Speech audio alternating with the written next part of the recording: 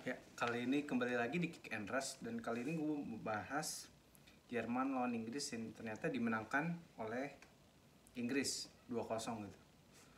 Dan gue mau review dari Inggris dulu gitu. Yang gue soroti adalah ketika gue lihat line up ya, Inggris ini mau lebih bertahan karena masang 2 DM pekerja dan satu yang lebih skillful lah. Tapi ternyata di 10 menit awal memang bertahan Inggris.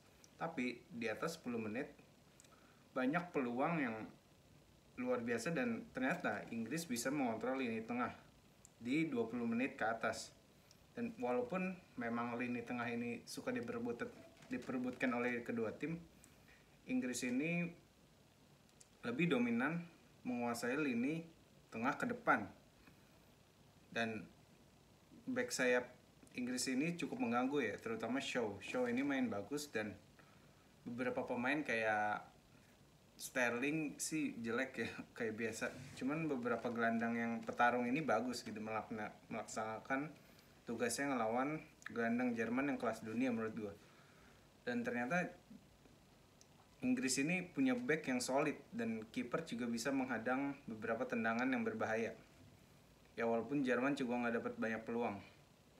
Dan Inggris juga bermain solid. Yang gue soroti itu di tengah dan di belakang. Di belakang memang solid ya dengan 3 backnya. Nah terutama yang gelandang ini yang mengejutkan gue bahwa dia bisa mengganggu dan bisa menang adu fisik dengan pemain Jerman yang lebih punya kualitas. Ya sebenarnya sih layak menang. Kan kalau kita lihat ya dari babak satu itu Inggris sudah punya peluang 2 atau 3 ya, counter attack dari Sterling sama Kane, dan ada beberapa umpan silang yang digagalkan sama Hummels. Banyak banget peluang yang digagalkan sama Hummels. Nah Kane ini di babak satu lumayan tidak mengancam lah, Sterling yang lebih mengancam. Dan masuk ke babak 2 pertandingan begitu imbang ya, tapi lebih Inggris menurut gue yang lebih dominan.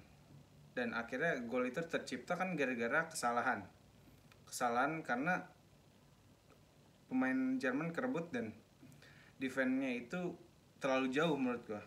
Kelihatan ada space di antara pemain tengah dan belakang gitu. Dan pemain belakang juga nggak terlalu melakukan pressing. Jadi cuma dibayang-bayangin dan bisa melakukan skill individu pemain Inggris dengan one to touch di sepertiga akhir yang berjalan karena menang jumlah. Dan sebenarnya Inggris juga melakukan kecerobohan di peluangnya Muller, tapi peluang Muller sayang banget nggak bisa mencetak gol. Dan akhirnya gol kedua itu kan Gnabry ya yang dribbling di tengah tapi kerebut dan akhirnya lahir gol kedua karena kalah jumlah lagi gitu, 4 lawan 3. Nah Inggris menurut gua memenangi pertarungan di tengah dan di sayap juga menang karena pemain sayap Inggris ini lebih fisikal daripada pemain Jerman yang lebih stylish lah. Nah gue mau lihat ke sisi Jerman. Jerman ini back sayapnya nggak jalan, yang gue sorot dari babak pertama di atas 20 menit pertama. Dan gelandang, nah ini menjadi faktor kenapa Jerman kalah ya. Karena gelandang dengan striker itu menurut gue kejauhan pemainnya. Jadi ketika pemain tengahnya Jerman dan striker ini kejauhan, di antara itu diisi oleh pemain Inggris. Dan pemain depannya Jerman udah di marking. Jadi pemain tengahnya Jerman itu bingung mau ngoper ke siapa walaupun punya kualitas untuk melakukan passing jauh. Tapi apakah pemain Jerman ini punya positioning yang tepat? Ternyata enggak. Ternyata di marking terutama Werner dan Muller. Havertz juga di marking gitu di depan. Jadi pemain Jerman ya posisinya lebih besar, tapi posisinya itu kebanyakan di tengah ke belakang, gak melakukan di areanya Inggris, jadi posisinya lebih gede. Dan Jerman juga bermain bagus cuma 10 menit awal. Setelah itu Jerman sering kehilangan bola dan lini tengahnya itu bingung mau ngapain. Dan back sayap juga mati gitu gara-gara ada Shaw dan back kanannya Trippier.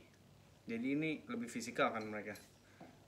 Ya sebenarnya lini tengah kekunci Jerman, jadi bolanya muter-muter aja di tengah sampai ke belakang. Dan di babak kedua juga jalan pertandingan sama, walaupun Jerman punya beberapa peluang dari Kai Havertz dan Thomas Muller, dan di babak pertama juga dari Werner ya, cuman Wernernya aja yang jelek dalam finishing. Ya Jerman sih menurut gue layak kalah karena permainannya nggak berkembang semenjak 2018. Menurut gue bukan karena permainannya nggak berkembang ya, tapi karena Joachim Löw yang udah buntu idenya, karena strateginya udah usang gitu. Apa dari 2008 sampai 2021 itu kan harusnya ada perubahan strategi yang revolusioner. Tapi menurut gue dia ini udah terlalu lama, jadi butuh revolusi, dan strateginya gitu-gitu aja. Terlalu banyak passing tapi minim kreativitas. Dan